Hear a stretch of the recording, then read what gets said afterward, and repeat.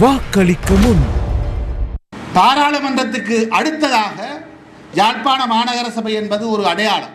இன்று அந்த மாநகர சபையிலே ஒரு பொம்மையை இருத்த வேண்டும். அந்த மாநகர சபையை தென்னிலங்கை தன்னுடைய வசப்படுத்தி விட்டது. சிங்கள தேசிய கட்சி, தேசியவாத கட்சி அதனுடைய ஆட்சி பீடத்தில் ஏறிவிட்டது என்ற ஒரு செய்தியை சொல்ல வேண்டும் என்பதற்காக நாங்கள் நயவஞ்சகமாக தோற்கடிக்கப்பட்டு இன்று நாங்கள் வெளியேற்றப்பட்டிருக்கின்றோம். எங்களை தோற்கடித்து அல்லது எங்களை வெளியேற்றி எங்களை போட்டியிடாமல் வைத்து இந்த மாநகர சபையை கைப்பற்றி விடலாம் என்று துடிக்கின்ற தரப்புகளுக்கு நாங்கள் மரண அடியை எங்களுடைய மக்கள் இந்த தேர்தலில் கொடுப்பார்கள் என்கின்ற ஆணித்தரமான நம்பிக்கை எங்களுக்கு இருக்கிறது. ஜேவிபி எங்கட மக்களுக்கு ஒரு சரியான அரசியல் தீர்வு வாழ்க்கையில கொடுக்காது என்றால் இந்த ஜேவிபி தான் தமிழ் மக்களுடைய ஒரு தீர்வுக்குரிய ஒரு அடித்தளமாக அத்திவேரமாக இருக்கக்கூடிய இணைந்த வடகளுக்கு தமிழ் தாயக கோட்பாட்டை முடிவுக்கு கொண்டு வந்தது இந்த ஜேவிபி. இணைந்த வடகிழக்கை பிரித்தது இந்த ஜேவிபி. ஆகவே அப்படிப்பட்ட ஒரு ஜேவிபிக்கு பயந்து நாங்கள் இந்த தேர்தலை பெரிய அளவில் முகம் கொடுக்க வேண்டும் என்ற தேவை கிடையாது. அவர்களுக்கு அப்படி வாக்கு விழவும் போவதில்லை. ஆனால் தமிழ் தேச நிலைப்பாட்டுக்கு சரியான வகையிலே இந்த வாக்குகள் சரியான கோணத்தில் விழவோணும் என்றது அத்தியாவசியம்.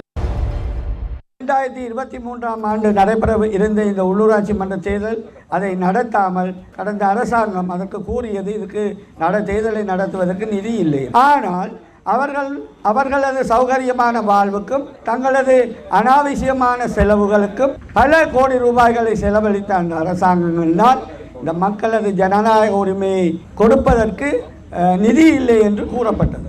ஆனால் எங்களுடைய அரசாங்கம் கிட்டத்தட்ட 6 மாத இடைவெளிக்குள்ளே இது 3வது தேர்தலை நடத்த இருக்கின்றது. ஊழல் மோசடியற்ற ஒரு நீதியான நியாயமான ஒரு உள்ளூராட்சி மன்றங்களை எங்களது தேசிய மக்கள் சக்தி நிச்சயமாக அமைக்கும் என்ற நம்பிக்கை எங்களுக்கு இருக்கின்றது.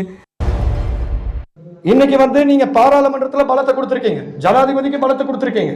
நாளைக்கு நீங்க உள்ளூராட்சி சபையிலையும் பலத்தை கொடுத்தீங்கன்னா அடுத்த 5 வருஷம் நீங்க பேசாம தான் உட்காந்துருக்கணும்.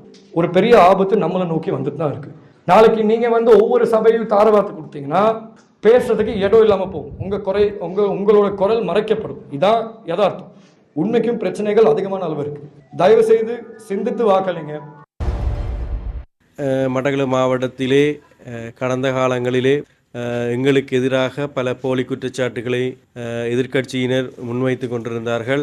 ஆனாலும் இன்று மக்களிடையே நாங்கள் சந்திப்புகளை மேற்கொள்ளும் போது மக்கள் எங்கள் மீது அளப்பெரிய நம்பிக்கையினையும் அவர்களின் ஏகவித்த பிரதிநிதிகளாக இன்றைக்கு தேசிய மக்கள் சக்தி அரசாங்கத்தை தான் அவர்கள் தங்கள் மீது நம்பிக்கை வைத்திருக்கின்றார்கள். நாங்கள் சட்டத்தை சரியான முறையில் நடைமுறைப்படுத்துகின்ற ஒரு ஆட்சியாளராக இருக்கின்றோம். அதே நேரம் பொருளாதாரத்தை ஸ்திரத்தன்மையில் கொண்டு நடத்துகின்ற ஒரு அரசாங்கமாகவும் இருந்து கொண்டிருக்கின்றோம். ஆகவே இந்த அரசாங்கம் இந்த உள்ளூராட்சி மன்றங்களிலும் தேசிய மக்கள் சக்தியின் அரசுதான் சபைகளை வெற்றி கொள்ளும். வாக்களிக்க முன்